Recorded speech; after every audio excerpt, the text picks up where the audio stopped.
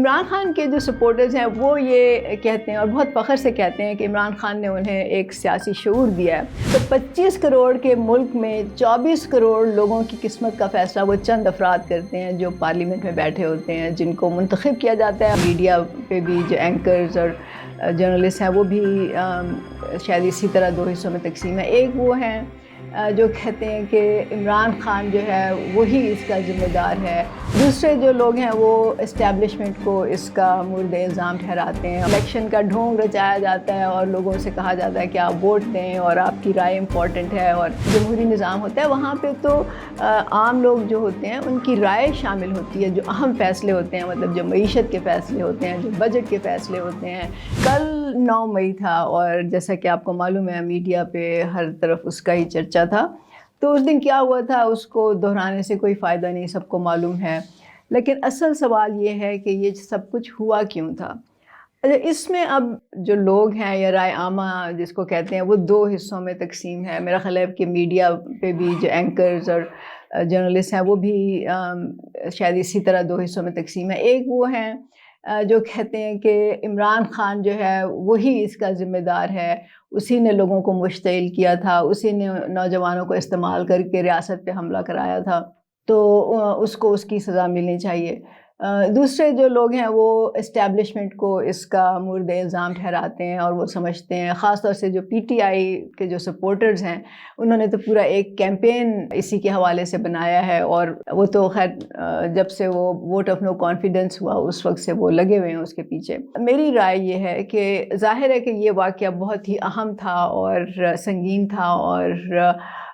جس نے بھی کیا اس کی ہم سمجھتے ہیں کہ واقعی اس کی وہ تہہ تک پہنچنا چاہیے۔ لیکن دراصل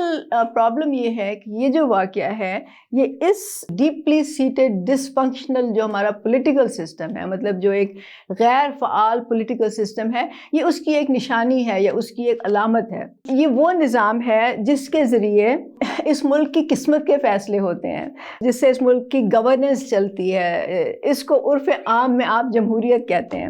لیکن دراصل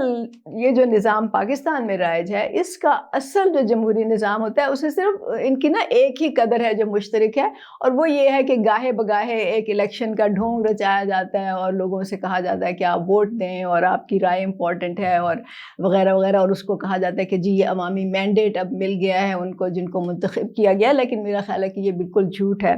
کیونکہ جو سرمایہ داری جمہوریت ہوتی ہے اس کا خاصہ ہی یہ ہوتا ہے کہ وقتاً فوقتاً الیکشن کرا لیے جائیں اور لوگوں کو یہ امپریشن دیا جائے کہ آپ کی رائے امپورٹنٹ ہے، لیکن اصل جو نظام ہوتا ہے اس میں ان کی رائے کا کوئی حصہ نہیں ہوتا، یا ان کی جو رائے ہوتی ہے اس میں بالکل شامل نہیں ہوتی، خاص طور سے پاکستان میں جہاں پہ کہ صحیح سے سرمایہ داری نظام بھی نہیں ہے، یہاں پہ تو کرونی کیپٹلزم ہے۔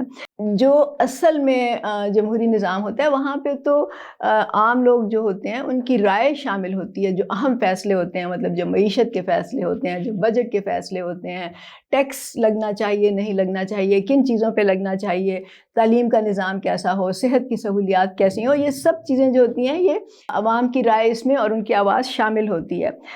لیکن پاکستان میں تو یہ نہیں ہوتا نا، کیونکہ جو حکومت وقت ہوتی ہے یا جو ممبرز آپ کے پارلیمنٹ میں بیٹھے ہوتے ہیں ان کا جب دل چاہتا ہے، جس چیز پر دل چاہتا ہے وہ ٹیکس لگا دیتے ہیں اور وہ فیصلے کرتے ہیں، وہ کتنے ہی اہم کیوں نہ ہوں، تو عام لوگوں کو تو اس کی ہوا بھی نہیں لگنے دی جاتی، پوچھنا تو ایک بہت ہی دور کی بات ہے۔ میرا خیال ہے کہ جو امپورٹنٹ اور سنگین بات ہے وہ یہ ہے کہ جو عام لوگ ہیں خود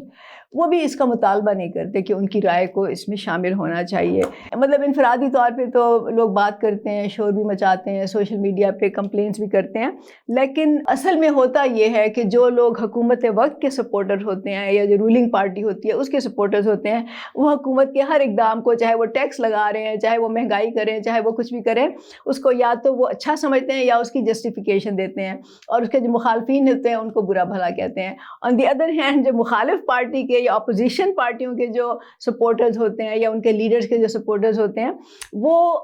حکومت کے ہر قدم پہ، ہر فیصلے پہ وہ نکتہ چینی کرتے ہیں اور اس کو برا بھلا کہتے ہیں، اور کوشش کرتے ہیں کہ نظام کو ڈیسٹیبلائز کیا جائے یا کام کرنے کے سامنے رکاوٹیں پیدا کی جائیں. تو یہ تو اس وقت سسٹم چل رہا ہے. عمران خان کے جو سپورٹرز ہیں وہ یہ کہتے ہیں اور بہت فخر سے کہتے ہیں کہ عمران خان نے انہیں ایک سیاسی شعور دیا ہے. لیکن ٹو بی آنیسٹ اگر ایسا ہوتا تو پھر یہ لوگ ان کو ووٹ نہ دیتے, ان لوگوں کو جنہوں نے کروڑوں روپے دے کر ایکچولی ٹکٹ خریدا اور پھر کروڑوں روپے دے کر انہوں نے الیکشن لڑا,